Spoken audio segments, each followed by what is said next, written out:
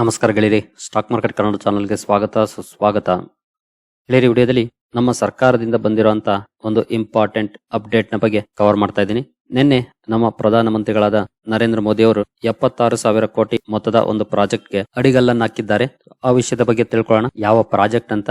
ಹಾಗೆ as A investors ನಮಗೆ ತುಂಬಾನೇ ಇಂಪಾರ್ಟೆಂಟ್ ಆಗಿ ಬೇಕಾಗಿರೋದು ಈ ಪ್ರಾಜೆಕ್ಟ್ ಇಂದ ಯಾವ ಷೇರುಗಳಿಗೆ ಬೆನಿಫಿಟ್ ಆಗ್ಬಹುದು ಅದನ್ನ ತಿಳ್ಕೊಳ್ಳೋದು. ಅದ್ರ ಬಗ್ಗೆ ಕೂಡ ಒಂದಷ್ಟು ವಿಚಾರಗಳನ್ನ ನಾವು ಈ ಮೂಲಕ ತಿಳ್ಕೊಳ್ಳುವಂತ ಪ್ರಯತ್ನ ಮಾಡೋಣ. ಮೊದಲಿಗೆ ಡಿಸ್ಕ್ಲೇಮರ್ ಕೊಡ್ಲಿಕ್ಕೆ ಇಷ್ಟಪಡ್ತೀನಿ. ಇಲ್ಲಿ ಕವರ್ ಮಾಡ್ತಿರೋ ಯಾವುದೇ ಸ್ಟಾಕ್ ಅನ್ನು ಕೂಡ ರೆಕಮೆಂಡ್ ಮಾಡ್ತಿಲ್ಲ. ನೀವು ಫರ್ದರ್ ಸ್ಟಡಿ ಮಾಡಿ ಡಿಸಿಷನ್ ತಗೊಳ್ಬಹುದು. ಆಸ್ ಎ ಎಜುಕೇಶನಲ್ ಪರ್ಪಸ್ ನಾನು ಈ ವಿಡಿಯೋ ನಿಮ್ಮ ಮುಂದೆ ತರ್ತಾ ಇದ್ದೀನಿ. ಗೆಳೆಯರೆ, ತುಂಬಾ ಜನ ನೀವು ಈಗಾಗಲೇ ನಿನ್ನೆ ಈ ನ್ಯೂಸ್ ಅನ್ನ ನೋಡಿ ಬಹುಶಃ ಈ ನ್ಯೂಸ್ ಬಂದು ಒಂದು ಪೋರ್ಟ್ ಬಗ್ಗೆ. ಪೋರ್ಟ್ ಅಂದ್ರೆ ಬಂದರು. ನಿನ್ನೆ ನರೇಂದ್ರ ಮೋದಿ ಅವರು ವಾಧ್ವನ್ ಪೋರ್ಟ್ ಪ್ರಾಜೆಕ್ಟ್ ಗೆ ಅಡಿಗಲ್ಲನ್ನು ಹಾಕಿದ್ದಾರೆ. ಇಲ್ಲೇ ನೋಡಬಹುದು, mega 76,000 crore deep water port project launched by PM Modi. ಈ ವಾಧ್ವನ್ ಪೋರ್ಟ್ ಮಹಾರಾಷ್ಟ್ರದಲ್ಲಿ ಇರುವಂತದ್ದು. ಅದರಲ್ಲೂ ತುಂಬಾನೇ ಇಂಪಾರ್ಟೆಂಟ್ ಆಗಿ ಹೇಳ್ಬೇಕಂತಂದ್ರೆ deep water. Deep water port ಗಳು ತುಂಬಾ ಕಡಿಮೆ ಪ್ರಮಾಣದಲ್ಲಿ ಇರೋದು. ಹಾಗೆ ಇವುಗಳು ತುಂಬಾನೇ ಇಂಪಾರ್ಟೆಂಟ್ ಆಗುತ್ತೆ. ಯಾಕೆಂತಂದ್ರೆ ದೊಡ್ಡ ದೊಡ್ಡ ಕಂಟೈನರ್ ಗಳನ್ನ ಸಾಗಿಸೋದಕ್ಕೆ ತುಂಬಾ ಆಳವಾದ ಪೋರ್ಟ್ ಗಳು ಬೇಕಾಗುತ್ತೆ. ಹಾಗಾಗಿ ಆ ನಿಟ್ಟಿನಲ್ಲಿ ನೋಡಿದಾಗ ಖಂಡಿತ ಇದೊಂದು ಮೇಜರ್ ಪೋರ್ಟ್ ಆಗುತ್ತೆ. ಜೊತೆಗೆ ನೀವು ಇಲ್ಲಿ ನೋಡಬಹುದು, Wadhwan port will be one of India's largest deep water port and is part of the centre's ambitious Sagarmala programme. ಹಿಂದೆನೆ ಸಾಗರಮಾಲಾ ಪ್ರೋಗ್ರಾಮ್ ಅನ್ನ ಅನೌನ್ಸ್ ಮಾಡಿತ್ತು ಸರ್ಕಾರ. ಅದರ ಪಾರ್ಟ್ ಆಗಿ ಈ ಪೋರ್ಟ್ ಅನ್ನು ಕೂಡ ಈಗ ಡೆವಲಪ್ ಮಾಡ್ತಾರೆ. that seeks to improve the country's logistics with a focus on maritime sector. ನಿಮಗೆ ಗೊತ್ತಿದೆ, ನಮ್ಮ ಮೆಜಾರಿಟಿ ಲಾಜಿಸ್ಟಿಕ್ಸ್ ಬರೋದೆ ಅಥವಾ ಹೋಗೋದೆ ಸಮುದ್ರ ಮಾರ್ಗದ ಮೂಲಕ. ಹಾಗಾಗಿ ಪೋರ್ಟ್ ಗಳು ತುಂಬಾ ಇಂಪಾರ್ಟೆಂಟ್ ರೋಲ್ ಅನ್ನು ಪ್ಲೇ ಮಾಡುತ್ತವೆ. ಇನ್ಫ್ರಾಸ್ಟ್ರಕ್ಚರ್ ಡೆವಲಪ್ ಆಗೋದು ಅಂತಂದ್ರೆ ಪೋರ್ಟ್ ಗಳು ಕೂಡ ಬರುತ್ತೆ. ನಾನು ಮೊನ್ನೆ ಒಂದು ನ್ಯೂಸ್ ಅನ್ನ ಎಸ್ಪೆಷಲಿ ವಾಧ್ವನ್ ಪೋರ್ಟ್ ಗೆ ಸಂಬಂಧಪಟ್ಟಂತ ನ್ಯೂಸ್ ಅನ್ನೇ ಕವರ್ ಮಾಡುವಾಗ ತಿಳಿಸ್ಕೊಟ್ಟಿದ್ದೆ. ಪೋರ್ಟ್ಸ್ ಡೆವಲಪ್ಮೆಂಟ್ ಕೂಡ ತುಂಬಾ ಇಂಪಾರ್ಟೆಂಟ್ ಆಗುತ್ತೆ. ಅದು ಕೂಡ ಇನ್ಫ್ರಾದಲ್ಲೇ ಬರುವಂತ ಸೆಗ್ಮೆಂಟ್ ಆಗುತ್ತೆ ಅಂತ.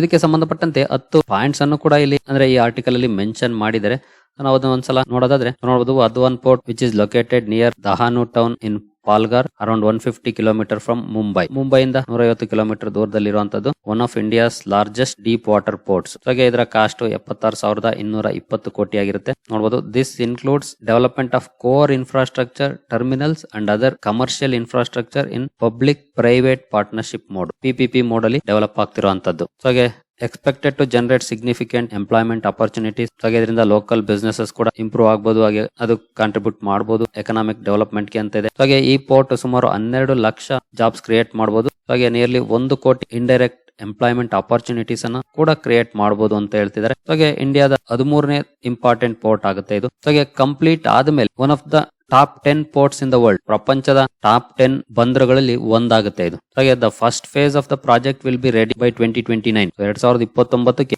ಮೊದಲ ಫೇಸ್ ರೆಡಿ ಆಗುತ್ತೆ. 2039ಕ್ಕೆ ಫುಲ್ಲಿ ಕಂಪ್ಲೀಟ್ ಆಗುತ್ತೆ. ಆ ಎಕ್ಸ್ಪೆಕ್ಟೇಷನ್ ಇದೆ ಅಥವಾ ಎಸ್ಟಿಮೇಷನ್ಸ್ ಮಾಡಿದ್ದಾರೆ ಆಸ್ ಆಫ್ ನೌ. ಅಂದ್ರೆ ಇದು ಲಾಂಗ್ ಟರ್ಮ್ ಪ್ರಾಜೆಕ್ಟ್. ಯಾಕಂದ್ರೆ ಯಾವುದೇ ಇನ್ಫ್ರಾ ಡೆವಲಪ್ ಮಾಡಬೇಕು ಅಂತಂದ್ರೆ ಅದಕ್ಕೆ ಸಾಕಷ್ಟು ಪ್ರೊಸೀಜರ್ಸ್ ಇರುತ್ತೆ. ಹಾಗೆ ಈ ಪ್ರಾಜೆಕ್ಟ್ ಕೂಡ ಸಾಕಷ್ಟು ವಿರೋಧಗಳು ಕೂಡ ಕಂಡು ಬಂದಿದೆ. ಸೊ ಅದನ್ನೆಲ್ಲ ಈಗ ಸಾರ್ಟ್ ಔಟ್ ಮಾಡ್ಕೊಂಡು ಅಡಿಗಲ್ಲನ್ನು ಹಾಕಿದರೆ ಮುಂದೆ ಕೂಡ ಯಾವ್ದಾದ್ರು ಅಡ್ಡಿಗಳು ಬರ್ಬೋದು. ಹಾಗೆ ಇನ್ನು ಲೇಟ್ ಕೂಡ ಆಗ್ಬೋದು. ಬಟ್ ಅವೆಲ್ಲವೂ ಕೂಡ ಕಾಮನ್ ಆಗಿರುತ್ತೆ ಯೂಶಲಿ ದೊಡ್ಡ ಪ್ರಾಜೆಕ್ಟ್ ಗಳನ್ನ ಕೈಗೆತ್ಕೊಳ್ಳುವಾಗ. ನಂತರ ನೋಡೋದು, port will handle 15 million TEU containers in the first phase and 23.2 million TEUs after commissioning of it second phase. ಹಾಗೆ ನೋಡಬಹುದು, ಈ ಪ್ರಾಜೆಕ್ಟ್ ಆಗಿ 1448 hectares area in the sea ಬೇಕಾಗುತ್ತೆ. ಹಾಗೆ the construction of 10.14 kilometre of offshore breakwater and container cargo storage areas ಎಷ್ಟು ಇರುತ್ತೆ. ಹಾಗೆ ನೋಡಬಹುದು, ಇದನ್ನ ಕನ್ಸ್ಟ್ರಕ್ಟ್ ಮಾಡ್ತಿರೋದು Jawaharlal Nehru Port Authority 74% stake ಇರುತ್ತೆ. ಹಾಗೆ ಮಹಾರಾಷ್ಟ್ರ ಮಾರಿಟೈಮ್ ಬೋರ್ಡ್ 26% ಸ್ಟೇಕ್ ಇಟ್ಕೊಂಡಿರುತ್ತೆ. ಎರಡು ಕೂಡ ಜಾಯಿಂಟ್ ವೆಂಚರ್ ಅಲ್ಲಿ ಕನ್ಸ್ಟ್ರಕ್ಟ್ ಮಾಡ್ತಾರೆ. ಹಾಗೆ ಈ ಪೋರ್ಟ್ ಗೆ ಕನೆಕ್ಟ್ ಮಾಡ್ಲಿಕ್ಕೆ ಸಾಕಷ್ಟು ರೋಡ್ ಕನೆಕ್ಟಿವಿಟಿಯನ್ನು ಕೂಡ ಡೆವಲಪ್ ಮಾಡಲೇಬೇಕು. ನೀವು ಇಲ್ಲಿ ನೋಡಬಹುದು, with an eye on better connectivity, the cabinet has also approved establishing a road connectivity between the port and national highways and rail linkage to the existing rail network. ಇದೆಲ್ಲನೂ ಕೂಡ ಬೇಕಾಗುತ್ತೆ. ಹಾಗಾದ್ರೆ ಈ ಪ್ರಾಜೆಕ್ಟ್ ಇಂದ ಎಸ್ಪೆಷಲಿ ಮಾರಿಟೈಮ್ ಸೆಗ್ಮೆಂಟ್ ಅಲ್ಲಿ ಯಾವ ಕಂಪನಿಗಳಿಗೆ benefit ಆಗ್ಬಹುದು, ಯಾವ ಕಂಪನಿಗಳು ಅಲ್ಪ ಸ್ವಲ್ಪ ಕಾಂಟ್ರಿಬ್ಯೂಟ್ ಮಾಡಬಹುದು ಡೈರೆಕ್ಟ್ಲಿ ಆರ್ ಇಂಡೈರೆಕ್ಟ್ಲಿ ನಾವು ನೋಡೋದಾದ್ರೆ, ಮೊದಲನೇದಾಗಿ ಮಜಗಾವ್ ಡಾಕ್ ಶಿಪ್ ಬಿಲ್ಡರ್ಸ್. ಈ ಕಂಪನಿ ಶಿಪ್ ಬಿಲ್ಡಿಂಗ್ ಕೆಲಸ ಮಾಡುತ್ತೆ. ಆಫ್ ಶೋರ್ ಪ್ಲಾಟ್ಫಾರ್ಮ್ಸ್ ಅನ್ನ ಬಿಲ್ಡ್ ಮಾಡುತ್ತೆ. ನಾವು ಈಗ ತಾನೇ ನೋಡಿದ್ವಿ ಆಫ್ ಶೋರ್ ಪ್ಲಾಟ್ಫಾರ್ಮ್ಸ್ 10.14 ಕಿಲೋಮೀಟರ್ ಅಂತ. ಸೆಗ್ಮೆಂಟ್ ಅಲ್ಲೂ ಕೂಡ ಕೆಲಸ ಮಾಡುತ್ತೆ. ಜೊತೆಗೆ ಕಾರ್ಗೋ ಪ್ಯಾಸೆಂಜರ್ ಶಿಪ್ಸ್ ಇವೆಲ್ಲವನ್ನು ಕೂಡ ಬಿಲ್ಡ್ ಮಾಡುತ್ತೆ. ಇದಕ್ಕೂ ಕೂಡ ಡೈರೆಕ್ಟ್ಲಿ ಆರ್ ಇಂಡೈರೆಕ್ಟ್ಲಿ ಒಂದಷ್ಟು ಬೆನಿಫಿಟ್ ಸಿಗುವಂತ ಚಾನ್ಸಸ್ ಇರುತ್ತೆ ಈ ಪ್ರಾಜೆಕ್ಟ್ ಇಂದ. 85,000 ಕೋಟಿ ಮಾರ್ಕೆಟ್ ಕ್ಯಾಪ್ ಇದೆ. ಇತ್ತೀಚೆಗೆ ಒಳ್ಳೆ ಪ್ರಮಾಣದಲ್ಲಿ ಕರೆಕ್ಷನ್ ಆಗಿದೆ ಹೈಯಿಂದ. ನೋಡಬಹುದು ನೀವು ಇಲ್ಲಿ 26% ಅಥವಾ 27% ವರೆಗೂ ಕರೆಕ್ಷನ್ ಆಗಿದೆ ಇತ್ತೀಚಿನ ದಿನಗಳಲ್ಲಿ. ಜೊತೆಗೆ ICICI ಸೆಕ್ಯೂರಿಟೀಸ್ ಅವರು ತುಂಬಾ ಲೋಯರ್ ಟಾರ್ಗೆಟ್ ಅನ್ನು ಕೂಡ ಕೊಟ್ಟಿದ್ದಾರೆ. ಹಾಗಾಗಿ ನೋಡ್ಬೇಕಾಗುತ್ತೆ ಅಚೀವ್ ಮಾಡುತ್ತಾ ಆ ಟಾರ್ಗೆಟ್ ಅನ್ನ ಇಲ್ವಾ ಅಂತ. ಹಾಗಾಗಿ ಸ್ವಲ್ಪ ಕೇರ್ಫುಲ್ ಆಗಿ ಡಿಸಿಷನ್ ತಗೊಳ್ಬೇಕಾಗುತ್ತೆ. ಈ ಜಸ್ಟ್ ಈ ನ್ಯೂಸ್ ಅನ್ನ ನೋಡಿ ಬೈ ಮಾಡಿದ್ರೆ ಖಂಡಿತ ತಗಲಾಕೊಳ್ಳುವಂತ ಚಾನ್ಸಸ್ ಕೂಡ ಇರುತ್ತೆ. 5 years ಅಲ್ಲಿ ತುಂಬಾ ಒಳ್ಳೆ ಪರ್ಫಾರ್ಮೆನ್ಸ್ ಇದೆ. ಹಾಗೆ ಮ್ಯಾಕ್ಸಿಮಮ್ ಪರ್ಫಾರ್ಮೆನ್ಸ್ ಕೂಡ ಚೆನ್ನಾಗಿದೆ.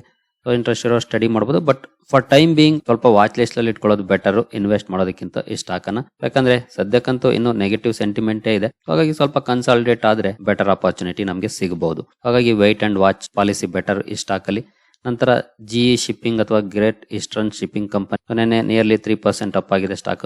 ನಿಯರ್ಲಿ 19,000 ಕೋಟಿ ಮಾರ್ಕೆಟ್ ಕ್ಯಾಪ್ ಇರುವಂತಹ ಸ್ಟಾಕ್. ಈ ಕಂಪನಿ ಆಯಿಲ್ ಟ್ರಾನ್ಸ್ಪೋರ್ಟೇಷನ್ ಮಾಡುವಂತ ಕಂಪನಿ, ಶಿಪ್ಪಿಂಗ್ ಬಿಸ್ನೆಸ್ ಅಲ್ಲಿ ಕೆಲಸ ಮಾಡುವಂತ ಕಂಪನಿ. ಹಾಗಾಗಿ ತುಂಬಾನೇ ಇಂಪಾರ್ಟೆಂಟ್ ಆಗುತ್ತೆ ಈ ಪೋರ್ಟ್. ಈ ಕಂಪನಿಗೆ ಸಪ್ಲೈ ವೆಸಲ್ಸ್ ಅನ್ನ ಸಪ್ಲೈ ಮಾಡುತ್ತೆ, ಡ್ರಿಲ್ಲಿಂಗ್ ರಿಗ್ಸ್ ಸೆಗ್ಮೆಂಟ್ ಅಲ್ಲಿ ಕೆಲಸ ಮಾಡುತ್ತೆ, ಆಫ್ ಶೋರ್ ಸರ್ವಿಸಸ್ ಕೂಡ ಕಂಪನಿ ಪ್ರೊವೈಡ್ ಮಾಡುತ್ತೆ. ಈ ಕಂಪನಿಯನ್ನು ಕೂಡ ಬೇಕಿದ್ರೆ ಸ್ಟಡಿ ಮಾಡಬಹುದು. ಲಾಸ್ಟ್ 1 year ಪರ್ಫಾರ್ಮೆನ್ಸ್ ಅನ್ನು ನೋಡಿದ್ರೆ 75% ಪಾಸಿಟಿವ್ ಇದೆ.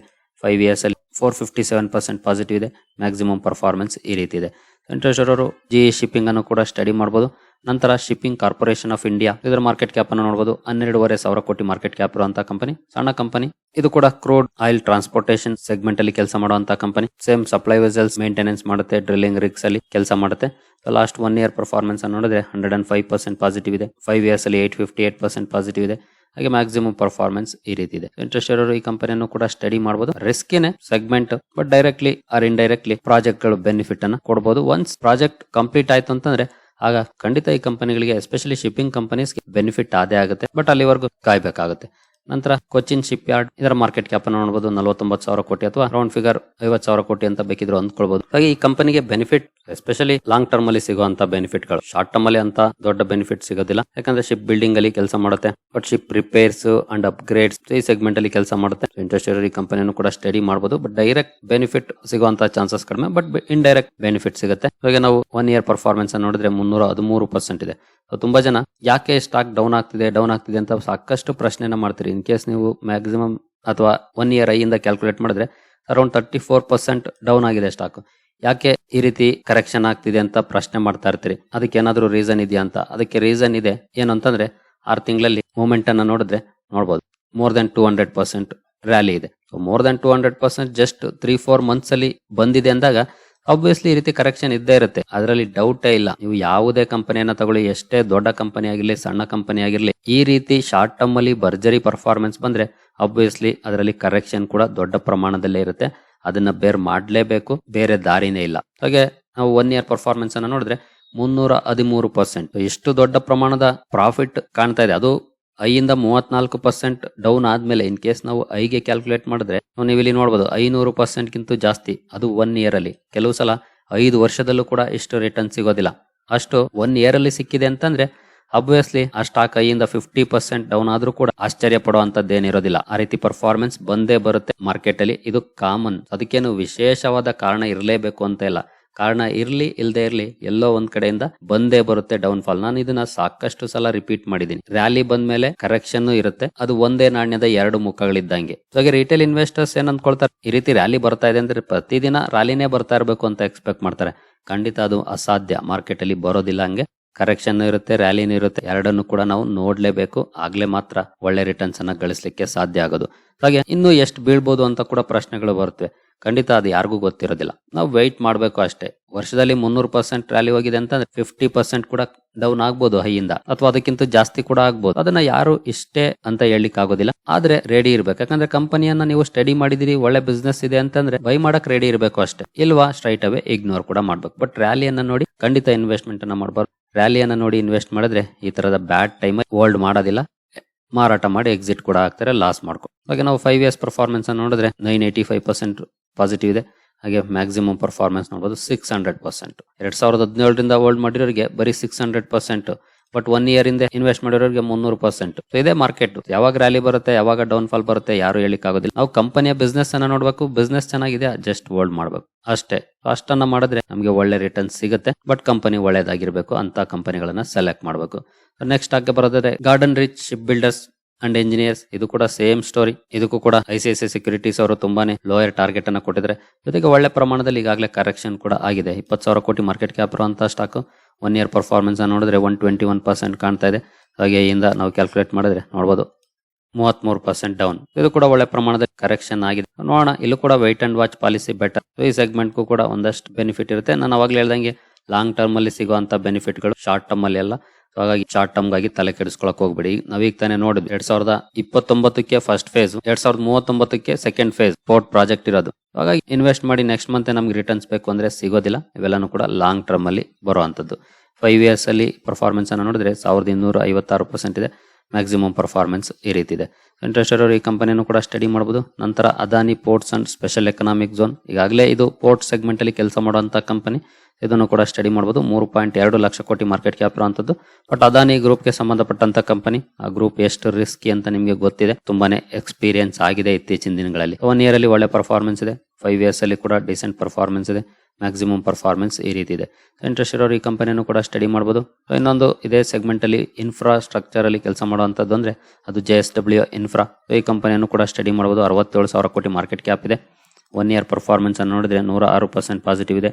5 ಇಯರ್ಸ್ ಅಲ್ಲಿ 5 ಇಯರ್ಸ್ ಇನ್ನು ಕಂಪ್ಲೀಟ್ ಆಗಿಲ್ಲ ಇಲ್ಲಿ. ಸೊ BSc ನಲ್ಲಿ ಫುಲ್ ಚಾರ್ಟ್ ಇಲ್ಲ ನೋಡಬಹುದು. BSc ನೇ ಓಪನ್ ಆಗಿದೆ. NSE ನಲ್ಲಿ ಏನಾದ್ರು ಇದೆಯಾ ಒಂದ್ಸಲ ನೋಡ್ಬಿಡೋಣ, ಅದನ್ನು ಕೂಡ ಚೆಕ್ ಮಾಡೋಣ. ಈಗ NSE ಓಪನ್ ಆಗಿದೆ. 1 ಇಯರ್ 105%, ಹಾಗೆ 5 ಇಯರ್ಸ್ ಇಲ್ಲೂ ಕೂಡ ಸೇಮ್ ಇದೆ. 2023 ಅಕ್ಟೋಬರ್ ಇಂದ ಫುಲ್ ಚಾರ್ಟ್ ಅವೈಲೇಬಲ್ ಇದೆ. 88% ಇಲ್ಲಿವರೆಗೂ ರಿಟರ್ನ್ಸ್ ಅನ್ನ ಕೊಟ್ಟಿದೆ. ಇಂಟ್ರೆಸ್ಟ್ ಇರೋರು ಈ ಕಂಪನಿಯನ್ನು ಕೂಡ ಸ್ಟಡಿ ಮಾಡಬಹುದು. ಕಂಪನಿ ಮಾರಿಟೈಮ್ ರಿಲೇಟೆಡ್ ಸೆಗ್ಮೆಂಟ್ ಅಲ್ಲೂ ಕೂಡ ಕೆಲಸ ಮಾಡುತ್ತೆ. ಹಾಗಾಗಿ ಈ ಕಂಪನಿಯನ್ನು ಕೂಡ ಸ್ಟಡಿ ಮಾಡಬಹುದು.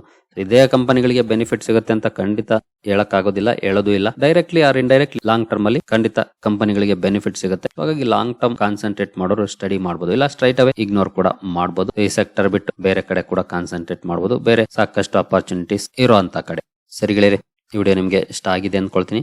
ಮುಂದಿನ ವಿಡಿಯೋದಲ್ಲಿ ಸಿಗೋಣ. ಅಲ್ಲಿವರೆಗೂ ಜೈ ಹಿಂದ್, ಜೈ ಕರ್ನಾಟಕ.